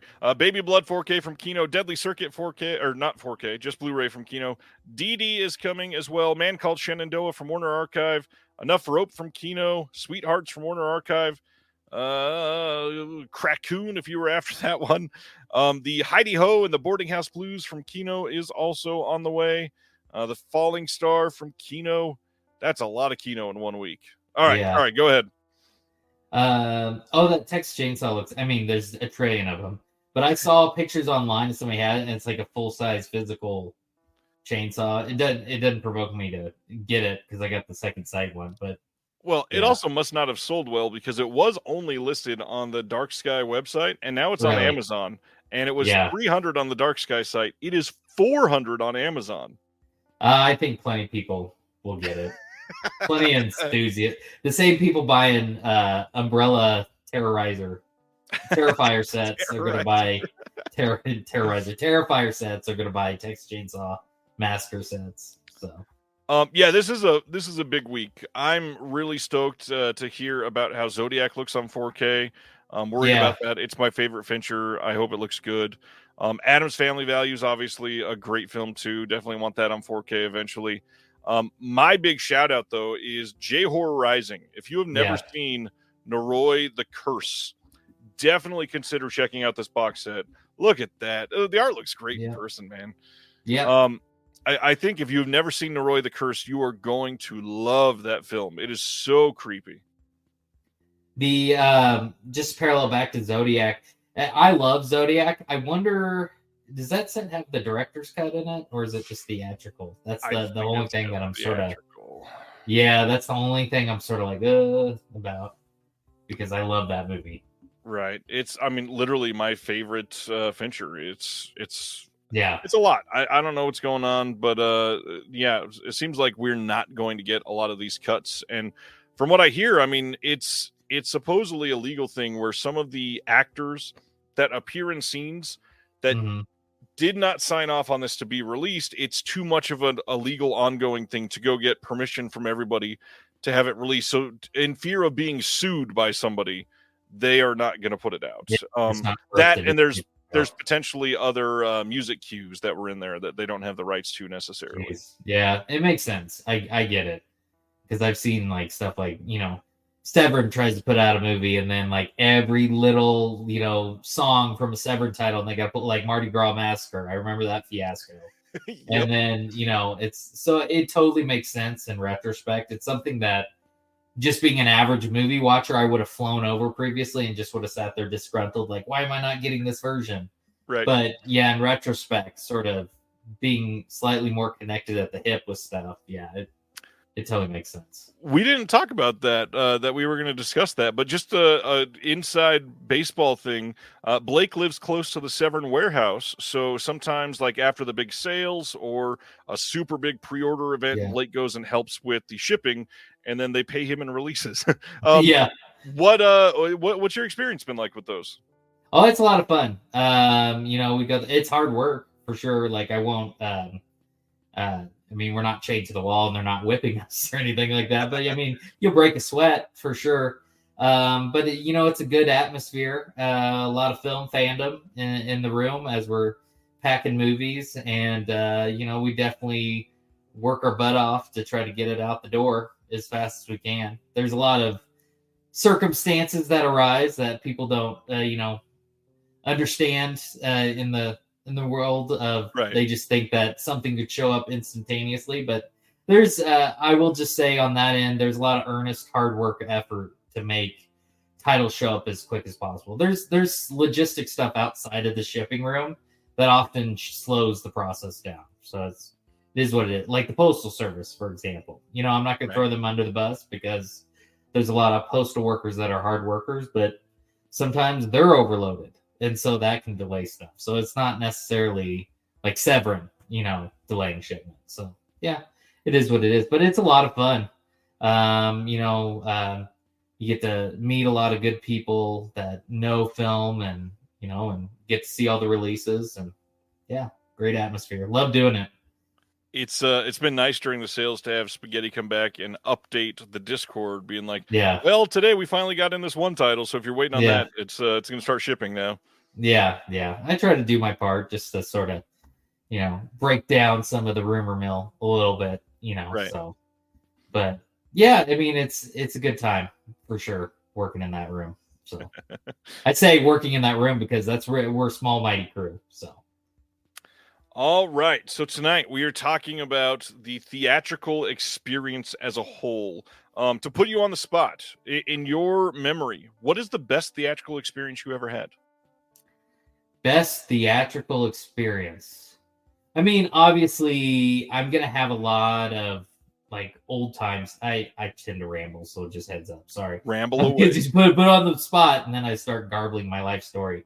I think a lot of your older stuff, like I remember seeing Roger Rabbit and stuff, larger than life films. I think that's due to my age. But if we have to say like something that's outstanding where you're cheering at the screen, probably something like Jurassic Park. That was 95. I was 10 when that came out, so it's the right age where it's a film that's like an event. It's huge, larger than life. I remember going and seeing Star Wars. Not obviously not when it originally came out, but they did they brought it back out, and this is when like they threw in CGI Jabba the Hutt, and everybody, George Lucas was roasted under coals for that. But I'm a little kid, so like that's huge experience. So things like that. The big movies for sure has been my best experience. Have you done many things that made it a theatrical event, like anything with filmmakers there, or done any of the 4DX or D-Box or any of those fancy ones? I've seen a couple 3D movies. The standard 3D, you get the glasses. I will say this is, I wish I was able to go to more screenings where like cast and crew was there to give Q&As, things like that. Living in the Midwest and now living in Arizona, I haven't really gotten a lot of that. Right. Like I know that, LA gets it and New York gets it, and, probably Chicago and stuff like that. But so throwing that to the side because I don't have that, it's really a lot of like the elemental gimmicks that has to hook me in. I will say one thing currently, because I live in Phoenix. We only have what we got here. It's the 5th largest city in the United States, but it's still growing in culture. So they're doing what they can. And we have a lot of chain stuff. So we have Harkins Theater, which is like a chain here. But the one gimmick that still hooks me that I was going to bring up today is they have the biggest theater in the western portion of Phoenix. It might be the biggest theater in Phoenix, but it's called Cinema One. And they still bring out these big, flowy golden curtains like 1950s or something like that. And they really make it a spectacle to pull the curtains aside and do the rotating spotlights and stuff like that. And it's just little simple things like that that I think make all the difference in the world, no matter what film I'm watching. Now, it does make a difference later on with the film, but, you know, that first setup, I think, does wonders. And that's one of the first things that, I mean, I wish I could have the other elements, but that's what I do have, at least. I can champion that. I will say Blake used to live around where I live now, so we've got a lot of the same like reference points. And one of the things that's really cool is Kansas City. They have a lot of theaters. A lot of people don't know this. They are the headquarters of AMC here. Over in Leawood, Kansas. It's in the Kansas City metro. So there's a lot of AMC to choose from. There's like 5 or 6, maybe even more than that, AMCs in the area. But beyond that, we have a little independent theater called Screenland Armor, which you have probably heard as a movie fan, just scrolling through these things. Every year they have a film festival there called Panic Fest. There's a lot of places that has like partnered with Screenland to show some things. Kevin Smith has popped in for a screening of his newest Jay and Silent Bob film. I will say what Blake just mentioned is also a very similar thing for Screenland. Is they've got the curtains, they've got a little like automated robot that does the little socket turning thing that opens the curtains, and seeing. This is going to be a weird like touch point, but seeing the 4th Hatchet film, which is called Victor Crowley, with Adam Green there in Screenland Armor, was a really fun night. I mean, to have the filmmaker sitting there laughing along with his film with a big audience, everybody had sold it out, and it's a funny movie, like it's a comedy horror movie, and people are into it. And then to have him do the Q&A after, it was something that doesn't happen that often in KC, so it was pretty special. Love to hear that. Craig says, shout out to the Stray Cat, another small Kansas City theater that's great. There is so many different ways that you can look at this. Another thing that I could say is I got really lucky. Where I grew up in California, we lived about 45 minutes drive away from a place that had like one of the only D-Box theaters at the time. And I got to see way back in, what was it, 2012 that it came out? I got to see Cabin in the Woods in a D-Box theater. That'd be cool. And I had never done anything like that before. So having it, the opening shots where after they get out of the little factory they're in, and they're introducing like the core 4 or 5 that you meet the teenagers. There's this one shot that's a crane shot. They go from the ground up to this apartment building, and the chair felt like it was rising that entire time. And the chair's not moving really. It's like slight swivels, and it's crazy that they can pull that off. I was really happy with it. It's not 4DX where they're spraying water in your face and doing wind and all that stuff, but we'll get into some more of those. Let's talk about William Castle. How do you feel about him as a filmmaker? Oh, I love William Castle. I love, the entirety of, not only is he's sort of an unsung director. I mean, people love his work, but he's sort of unsung in the merit of his actual films are good. But because he's known as the master of the gimmick. But I love his gimmicks as well. And the combination of both of them clashing together is wonderment. He's definitely a director that I sort of flew over when I was younger. And he's one that because I mean, obviously you're watching like Alfred Hitchcock movies, stuff like that. And they're similar to a degree. But definitely William Castle's one that I came into knowing more of his persona later on, being more of a movie fan than just casual film watcher at a younger age. And just he's sort of like the P.T. Barnum, a Robert Ripley mentality, just sort of the wonderments of how can he add an extra spark to the movie experience. And I have a blast every time one of his movies pops up. This is, one of those filmmakers that, his legacy literally precedes him. He's one of those that you hear about how he did things and worked to literally sell his films 100% of the Yeah. Oh yeah. He is, I mean, you could say huckster, but more of like just freaking passionate and fighting to do everything he possibly can to get eyes in front of him. And when you hear about things like the Tingler and all of the gimmicks that come with all of these, it is such a unique way to experience these. And I would have loved to have been a part of so many of these screens. Oh yeah. Oh yeah, just the atmosphere of it. I mean, and it's just simple novelties. And it just, like I said, you know, talking about like just Harkins and the experience of just the golden, you know, robes just separating like that. It's just the little elements that make a difference. And so I just know that, you know, William Castle could just put something that's simple on the screen. And now I'm going to build him up that he actually put out some really well movies without the gimmick, but he could just put something on the screen, and then just the atmosphere that is created from the little novelty tricks that he does just blows it through the roof. So. Yeah. He's done so many different types of gimmicks that he was literally famous for them. And again, not every film of his had them. So he was definitely a filmmaker outside of that as well. But it all comes down to, sorry if you heard that, we just had a thunderstorm start outside. Oh, geez. Really loud. What this comes down to is the experience, selling people on a reason to come to these and not, I hate to use the word just, but like come to these without just experiencing a film to make it something. And you've got a unique background in that. What did you do with experiences in your prior jobs? Yeah. So, I mean, first of all, I was just a standard theater grunt working in a movie theater. That wasn't really necessarily experience, but I worked in a movie theater. I knew it was actually the AMC Independence Commons 20, which is probably in your neck of the woods a little bit. So hopefully if that place is still been there many times. That's where I watched Oppenheimer, and I tried to never go to that theater because it's awful. Oh, geez. Well, in my day, it was decent, but yeah, I can't speak for it now. But no, after working there, I definitely was given the opportunity to work with a lot of experienced like retailers. But I worked for Mattel and Disney, both.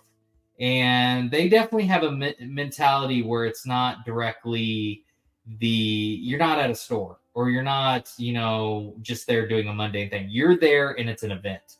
And so that's definitely something that I've tried to carry with me in mentality. And that's why I think like Castle Films and just movie going experience has, you know, carried with me as well. First of all, I worked with Mattel directly under the window of, they had American Girl dolls, which it was sort of a joke. I was sort of the dude in the doll store, but I was in logistics mainly. So I mean, I'm not out there combing doll hair, but that was something they did, which, you know, that's an event because some little girl would go into the store, and it's not like, you know, kudos to Toys R Us for being cool because we love it in a nostalgia sense, but you go to Toys R Us and, you know, here's a package, you go grab it, you go ring up. Here you're in there and you're getting the full catered experience. It was almost like a theme park. And in the middle of the, you know, in Missouri, and this was actually in Kansas, but in the middle of the country where, you know, you're separated from, you know, all these major theme parks and stuff like that, we did our darndest to make that the experience. So, like with American Girl, I mainly did a lot of like training in the sense that there's a lot of historical characters and people wouldn't know to sell. They would just sell standard dolls. And I actually went and researched the history of all these characters because they have a series of books. And I was applying like historical factors. And then all of a sudden I had like all these sales staff going out there and like teaching the children, like, this is the World War II doll, and she's got a friend from the Blitzkrieg and all this stuff. And then all of a sudden it builds this entire world for the kid. And it made that much of a difference because the sales went through the roof. And then from there, you know, I was able to make like training materials for the rest of the company. And, you know, I wish that the American Girl franchise went a different route. I guess they're doing okay now, but a lot of those stores primarily closed. That's outside of my bubble. But from there, I went and I worked at Disney. And Disney, I did a lot of the same kind of things where I built an experience store from the ground up. And like I said, you know, you have your theme park in LA and you have your theme park in, you know, Orlando, and you're in the middle of, you know, the Kansas City metro area. They're 2 days drive in both directions. You better make sure that kid who walks into the door is going to Disneyland that day. And so it's just wonderment of turning that into an event. I mean, we did rope drops when the store opened, and I mean, you're in Oak Park Mall at 8:00 on a Tuesday with just mall walkers walking around, and you know, and we're like, the lights are off, and here's like one kid, or it's not even a kid, it might just be a mall walker, you know, and you know, we would I'd press a button and Tinkerbell's flying around the store a Tuesday morning at 8:00, you know, but you know, it's the little things like that. I could press buttons and make Muppets hop out of trees, and it was a blast. But what it goes to show is the mentality of, you don't work directly in a store, you work in an experience, right? And I think that ties in with Castle for sure. And it also ties in with probably a mentality that a saturated theater industry right now might need to look into to some degree. And they're looking into their avenues, but you know, it's all about bringing the experience back. And I guess the other thing I didn't really allude to is I was part of the team that built these stores from the ground up. Not only did I run some logistics for them, but I was able to see them being built. So it sort of connected me with, you know, I watched Matinee, as we talked about today, and it was really cool to see the scene with like, you know, John Goodman's character, Woolsey, you know, putting the buzzers under the seats and like that. So I got to see like sort of behind the scenes of how all that comes into effect. But yeah, it's ultimately, it boils down to, in my ramble here, recreation of the experience, and how the experience turns something that is normal into something even so much more. And that's how to sell something. There was some sort of news article that came out recently that has revealed that it's like the top 8 movie theater chains or something like that in the US and Canada are investing a shit ton of money into adding not only like better seating and better audio and visual and all that stuff, but they're investing in pickleball courts. And it's this sort of thing that is super interesting, but also weird. Like, people are not going to the theater because you don't have pickleball courts. However, I could see the appeal of like going somewhere and literally making a night out of it, being able to get your entire food, the alcohol, spend some outside activity, and then end the night with the, you know, date night at the movie theater type of thing. But I you know, when you're talking about the Disney store, I still remember as a child in 1994 going to the Disney store in Southern California, and there's things to crawl through. There's stuff that like you would literally slide down off of one of the rocks and suddenly you're in a different part of the store looking at more products. And that experience lives with me. I still have that pure memory. I can smell it. That's how weird the Disney stores are. Movie theaters need something like that. If we are in a part where everybody is failing, everybody's questioning that. Let me pull up the link. The pickleball thing is very real. Oh God, this link is forever long. It $2.2 billion to upgrade cinemas, improve tech, and add pickleball courts. I think I can post a link in the chat. Open this in another tab and take a look at it. They are literally adding pickleball. It is such an odd situation. Like, if you are somebody that runs a theater in 2024, the biggest enemy right now, and I hope you agree because you used to work for them, is Disney. They require certain things to be in the theater for a certain amount of time, to play a certain number of times throughout the day, and it's squashing what some of these smaller theaters could do for events. I mean, so many of these theaters across the country don't ever have the opportunity to have rep screenings, and many of the smaller towns across the U.S. has literally never had a rep screening because they're required to. If you're going to play newer films, you have to play them for a certain period of time. Mhm. I mean, how do we get past this? Yeah, Disney is very interesting that they're. I always say that they're obviously an experienced company first, film company second, and sometimes that's a good thing, and sometimes that's a bad thing. It's a good thing in the sense that you're walking in the Disney store and they're making Disneyland for in the moment. It's a bad thing in the sense of evolving with the industry, and also being a fair partner in the industry, and that's one of my biggest gripes with them is they're very much in the moment.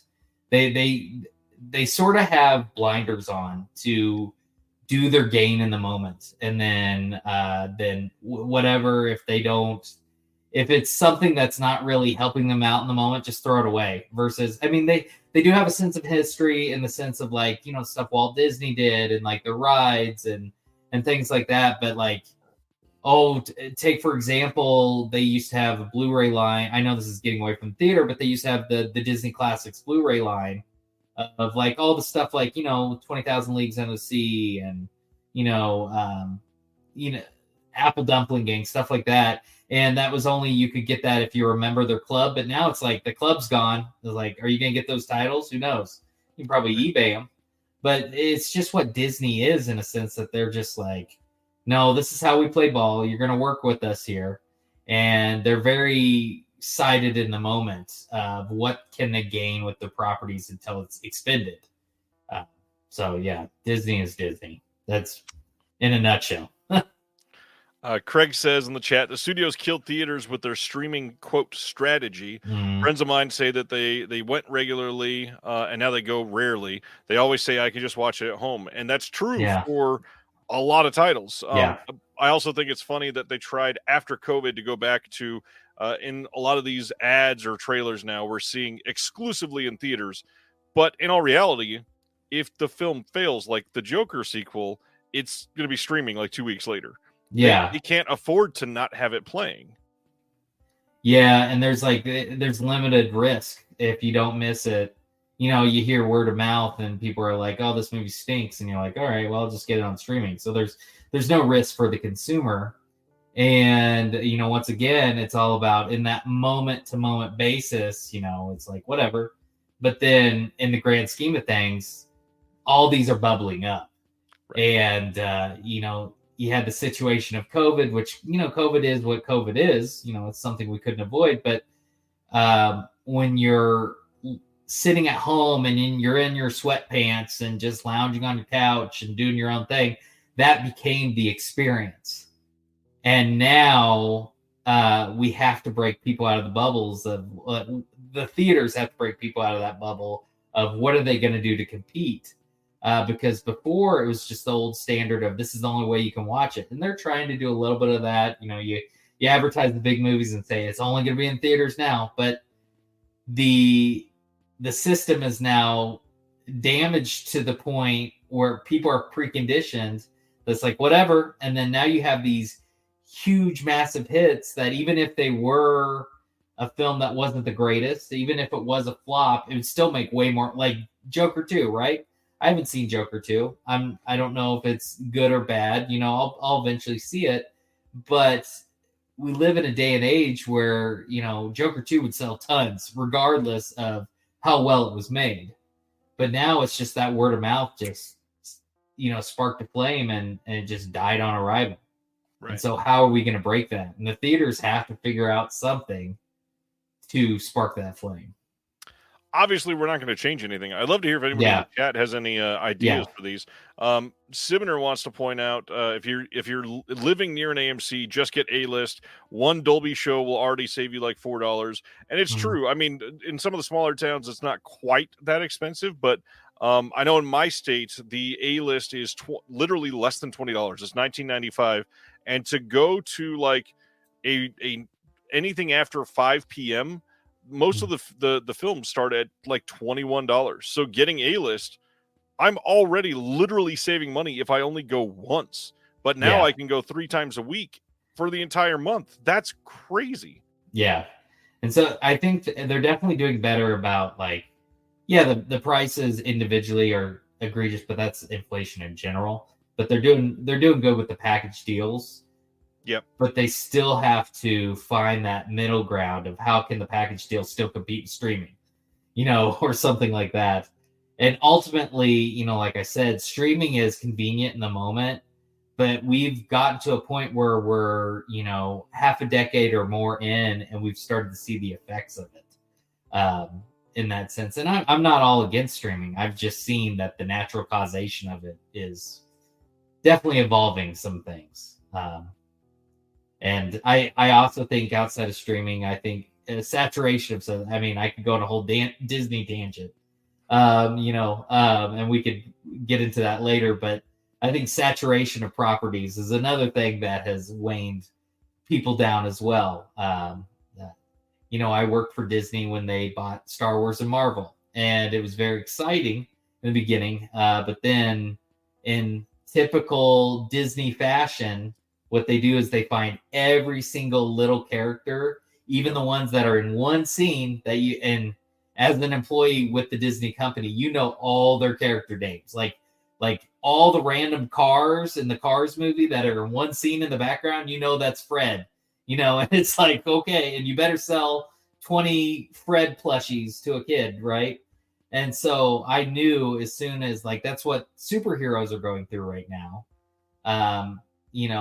Disney bought Marvel, and they're making a movie out of every single little character that, I'm glad maybe the fandom of that one character is getting their movie, but it's also killed the market. It's not something special anymore. So that's another coexisting tandem. Craig just said Tuesday nights are only like $6. I just went and looked to book a seat at the AMC that I normally go to watch the new Venom movie next Tuesday. Mm-hmm. It is $14, and that is the discounted price. Normally it's about $22. Discounted is $14, which is a lot still. If you were to go, and if you're taking a partner, which most people go at least 2 people to a theater, you're looking at $28 plus tax and convenience fees. Doing that as a family, now you're talking $56 plus tax and convenience fees. I'm a family of 5, and when we go to the movie, it's usually all 5 of us, and it has to be well worth our time. And so that's why it's like, all right, I'm doing what I can to help the industry, but we got to have this spark again, to make it magic. Terry says, A-List and Unlimited, it's good for the consumer, but unless those consumers go to concessions, it doesn't help theaters, which is correct. Yes. You absolutely should be doing that. Not every time, obviously, you don't need to, but at least somewhat help them out a little bit. The Dollar General box of candy that you're smuggling in your pants. Do you need to be a member to get the good deal? Craig, I was signed in. That was the price as a signed-in A-List member. It was showing $13.99, and then discounted $13.99 became $0. Yeah, I remember when I worked for AMC 20, and everybody loved My Big Fat Greek Wedding. And the reason why the theaters loved that movie is it ran for a year straight. And so at that point, the theater starts to get revenue from that movie. So they kept going the My Big Fat Greek Wedding train for like, oh God, that thing was showing for like 9 months straight. Same with Titanic. Yeah, it's whatever the window is. There's a little bit right off the bat, it goes straight to the studio, but there is a window where if they keep it long enough, it's, it goes to them. But now it's like, we don't live in that world where there's no way a movie can go to the and I don't know the logistics of like when they're doing like classics night and they're pulling ET on the thing, how much of that is going to Universal and how much of that is going to the theater. I'm sure plenty of it's going back to Universal still, but I don't know the logistics of that. But yeah, it's a different world. Quite often, we can gauge some of this because one of the biggest holders of theatrical titles, for especially the ones that we like, is AGFA. They actually control a lot of the theatrical screenings, and most of the time their screenings only cost $250 for the theater. And so when you are showing a film like that and your theater holds, I don't know, even 75 people, if you're charging $10 a seat, which most theaters are charging around there, if not more, you're making a little bit of money at least. Yeah. And so, I mean, like I said, that's what a lot of people want to see again. If we're going back to the events, that's the step in the right direction. Is the standby classics to put on the screen. Yeah, we gotta morph into having modern day films doing the same. But whatever they need to figure out to do of having classics, not like right now, my local chain is Harkins, and they have a classics night. I think it's like on Wednesday or something like that. And I don't think they advertise it that much, so I never go to it. But the tickets are fairly cheap, and I would love to see something old, on the screen in all of its grandeur and glory. But it's just sort of a moot point. And I understand that's the industry, and they're filling stuff in. They're going to have 20 screens of Terrifier 12, but it's I don't know the logistics of how much they care from a corporate standpoint to pursue that stuff. But I mean, there's a lot of the easiest one's probably like Rocky Horror, and you have the whole gimmick with the cast or with the audience dancing to all the things. But I don't know how much revenue that would bring in. But things even like then, that's usually not like your Regals or AMCs, which are most popular across the U.S. because they literally can't because of the Disney requirements. Yeah, it's your little independent one, which I forgot to shout out earlier because I know Phoenix. I said that it's growing in culture. I do have a friend that runs something called Cemetery, which is local here, and he's definitely doing his damnedest to play some old classic horror movies. So I want to give him a shout out. Sure. Terry is correct here too. He says, as much as I love trailers, they really need to show less of them. People were burned out on them when I was still working in one, and I've noticed as the viewer, it's gotten worse. I will say, AMC is great for A-list, but they are awful for fucking trailers. I didn't know how bad it was because we had not been going to an AMC. To get to my closest AMC, it's a good 20-ish minute drive. And so we didn't start doing that until we got A-list like 3 months ago. But we went in there, and I had heard that it had gotten worse. So I said on the first time that we went, I want to test this. And our first showing is at 1 o'clock. And they started showing the first trailer at 12:59. And the movie did not start until 1:28. 29 minutes of trailers and the Nicole Kidman ad and go buy snacks, whatever it was. All of that stuff. 29 minutes. Like, it's already a 2-hour, 20-minute movie. For you to put another half hour on that is a damper to my day. Yeah. Harkins, I mean, they're okay with it. There are a lot of local ads that they put on there as well. But yeah, for sure, if you're time constrained, and now the interesting factor of you're buying seats early, it's like purchasing seats on an airplane versus just, you can't really go to a theater in the whim of it anymore. Right. And so I just think that, and then that's sort of what I used to do back in my, more aggressive movie watching days in the theater, is I would just say, what are you going to do right now? I don't know. Go to the theater. Now it's just a whole structured ordeal.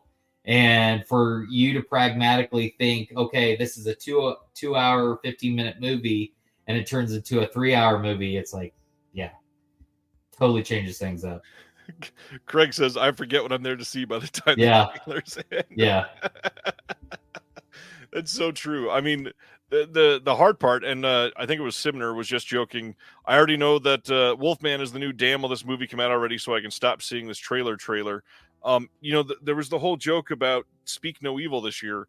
Everybody that has gone to the theater even once every couple of weeks, you have seen that trailer this year probably 40 times. And before that one, it was Shyamalan's Trap. It was just, you see this thing over and over and over again, and it's crazy how much they throw it out there. Yeah, and it gets to the point where it's saturation, and you have a audience that is like, well, if I miss it the first week that it's in theaters, it's just going to be over on, 8 on Max in 5 seconds anyway. So I might as well just, hang out, if I miss it. So it's almost like, do you want to promote your films, get people hyped, but also at the same time, it's like, do you want to overdo it where you kill the buzz? And then people have easy options to just see it at their own leisure. outside of it. So it's like some clarification from Craig. He just went on AMC and he says when you go to checkout, the price drops to $7 at checkout. So I guess I did not go one step. It said 14 and maybe goes to 7 after that. Still, it's only on Tuesday nights. There's a lot of parents that can't get out on Tuesday nights. Yeah, the hard part. Yeah. Patty Boy says I like the trailers because I get my popcorn and soda and have 20 minutes to settle in. I get that. Trailers are always too loud, 3 times the movie itself. Yep. Yeah. And unless streamers are giving theaters price breaks, I really don't understand commercials for Prime Movies or Hulu or Tubi. That is a great question. Great question. So what's up with the experiences? Any ideas for people? What are theaters missing? What do you think we should have? What about you, Blake? Any ideas? Well, I mean, I'm speaking for. I enjoy the films that are an event. It was really interesting seeing a release schedule of films this year, and they're using old IPs because they're sort of in life support mode. A lot of the theater industry and a lot of these studios, they're like, the only thing we can pump out, it's not worth. I think part of them wants to pump out a fresh new idea, but the business logistics of it is not as safe, not safe ground. So they're going to put out a lot of stuff like, Twister 2, right? For example. And I enjoyed that for what it was because I loved the first Twister growing up. I was that perfect age. I was like 10, 11, Same. 12 when it first came out. And so the second movie comes out. It pays respect to the first film, but it's very much its own film. And I think Twister 2 worked because it's a disaster film. So you can make an event out of it. But they're going to get to a point where they're just oversaturating all these IPs that they're starting to kill all the established love. It's like when you had the first 3 Star Wars movies and they were amazing. They were an event. And then you release 3 more and you're still cool with it. And then they release 3 more and you're like, okay. And now there's TV shows and there's a billion things. And now Star Wars pales in comparison to what it once was. Right. Or the other thing, I guess a recent one, before I end this tangent here, is Beetlejuice, right? I loved Beetlejuice. Beetlejuice 2 just came out. I enjoyed Beetlejuice 2 for what it was, but they tried to turn it into a ride with 20 billion different ideas all smashed into one movie. Yep. And it's almost like I couldn't breathe in the movie. Because I was like, I love this concept. I love this concept. You guys could have made 2 movies out of this one movie. I mean, heck, they have to make a movie called Beetlejuice anyway, out of irony of the series. You might as well save some of the ideas and do the other one. So that's the road that they should not go down, that I do see them going down. And so when it comes to events, they need to do, obviously, I like the idea of old disaster films is a safe bet. Make it a ride, scare the audience. That's why the horror is the old standby. I really wish I could see something in that 40X or D box. Yeah. Like I said, Phoenix is a growing city, and eventually they'll get one because they're big enough to get one. But I would love to ride Twister 2, in that thing, or the original Twister.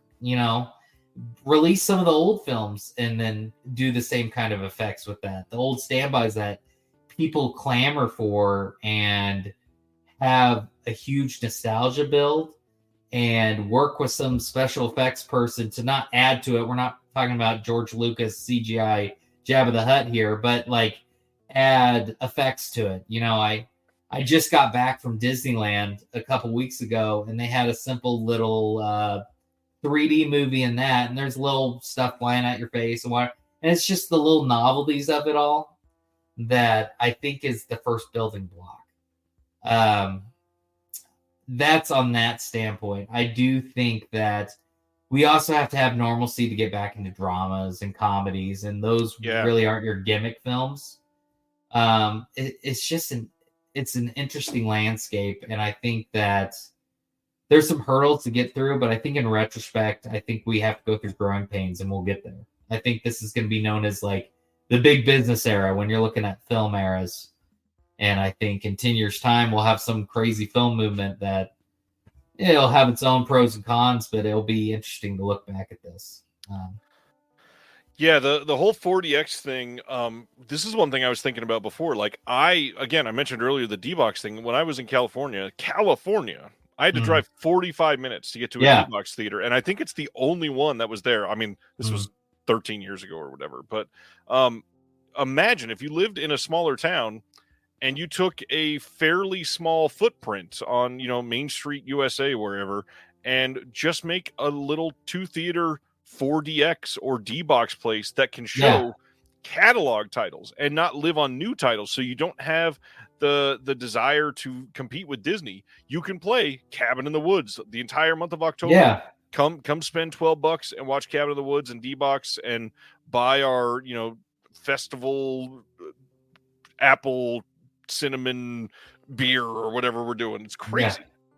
Yeah, I mean, it's not hard because as we're talking about, William Castle here, he's pulling all these gimmicks in the 1950s, right? And so, I don't know, like, the safety of it all, the wiring under the seats, but, that's been 50 years plus. And so I'm sure that there's been some novelties, but that's what they got to break through the barrier of. And I think, yes, there's an industry standard where we got to fix the new movies that come out. But then also I think there's just a reliable source of old movies that, especially like you said, Small Town USA or, just moderate, any moderate metropolitan area place that has, plenty of population, just show some of those classics, but don't rely on like $6 classic night. Just come see the movie and just whatever zone out. Build it as, you could turn it from $6 classic night to $10, $15 classic night. If it's going to be a crazy, shake you around a little bit, whatever novelty it is, and I think that is going to be something that starts to get people in more and more. And then, you can make new films that sort of branch off of like, hey, you enjoyed this experience because word of mouth catches on. Right. And so like, hey, you enjoyed the reinsurgence of, whatever movie that hit a spark again, that news is going to travel. And then somebody's going to make a movie that plays on that gimmick, but it'll be a new movie. And then here you got a fresh new genre. And I mean, the problem is, yes, things can get oversaturated eventually, but, we're jumping forward into something. I think that's where the Terrifier thing sort of comes in, because I'll applaud Terrifier for what it's doing in its own little right. It's building upon its gimmick. Yes, it's a chore for some people, and some people really love it, but you have to really sit there and say, Terrifier is doing its thing. And it is, yes, it's horror, so yes, that's the most accessible thing, but yeah, make people put their phones away. But yeah, it's one of those things. So. Fully agree with Zimmer, who is saying, here's a nifty gimmick, make people put their phones away. I used to have an Alamo Drafthouse here in Kansas City. They closed down momentarily, and then B&B Theaters bought them, and they're using it now. But I only went to that Alamo because of the whole no phone requirements and no talking during it, or we'll literally kick you out. I really wish most theaters would do that. And if you stick to that, it literally becomes an experience because you're enveloped by the film. The amount of times I've seen people texting on their watch and peeking at the time during like dark scenes in a horror movie is so goddamn annoying. Yeah, I mean, it's the evolution of human attention, which has not helped any of this whatsoever. And so, yeah, I've definitely seen my fair share of people just pulling up their phone. And I think I've seen only a movie theater employee like once or twice tell somebody to turn it off. But I definitely, every big movie I go to, there's somebody sitting there like just playing something on their phone. It's sort of the population we become. They should just put a big thing on the theater screen that says, if you pull up your phone, we will confiscate it, or something, like some scare tactic.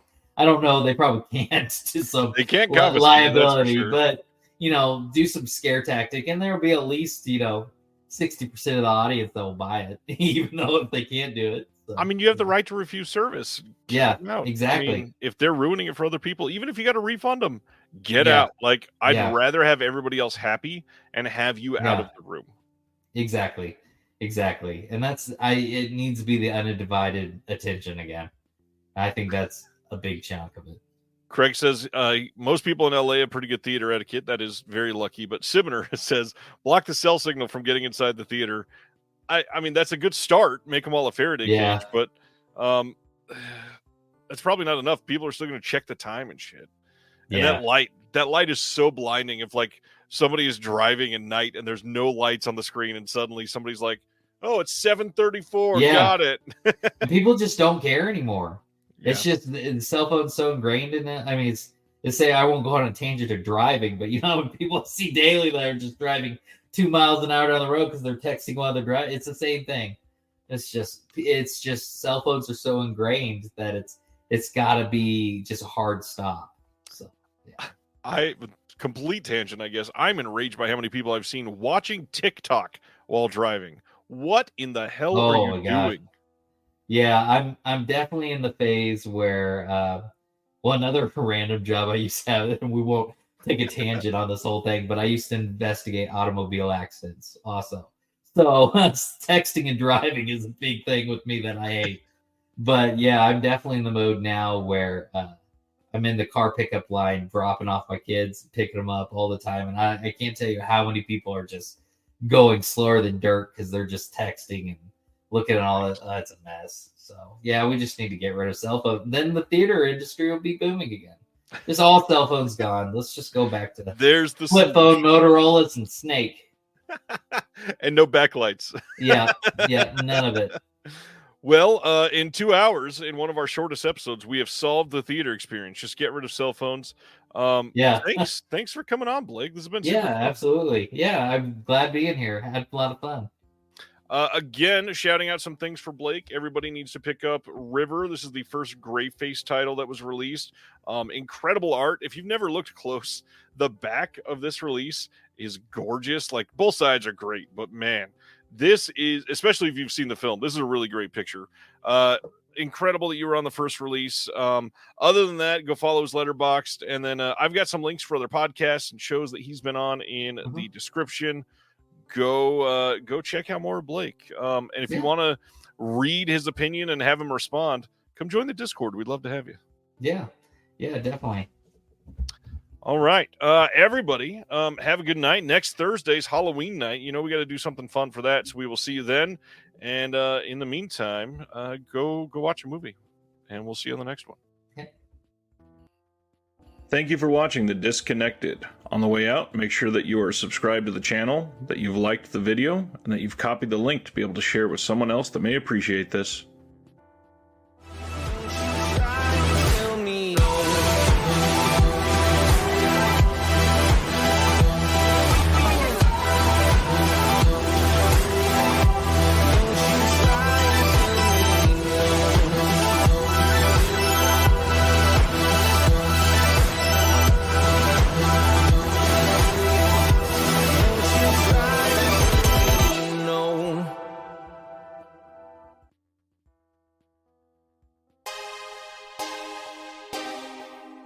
The audio commentary. It's a dying art form, but here at One Track Mind, I, your wonky yet affable host Ryan Luis Rodriguez, analyze film through the prism of these embryonic forms of podcasting, one audio commentary at a time. Masterpieces, crapster pieces, live action, animation, cult classics, films literally no one has ever heard of. No track is too small, and no track is too big. Join me and my guests from the entertainment world as we keep these features alive every other Tuesday. Hey, who else is going to discuss Bill and Ted's Bogus Journey one week and Citizen Kane the next?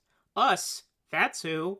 Sure, you have to put up with my voice, but there's a certain give and take in this industry. That's One Track Mind, part of the Someone's Favorite Productions family and available wherever you get your podcasts.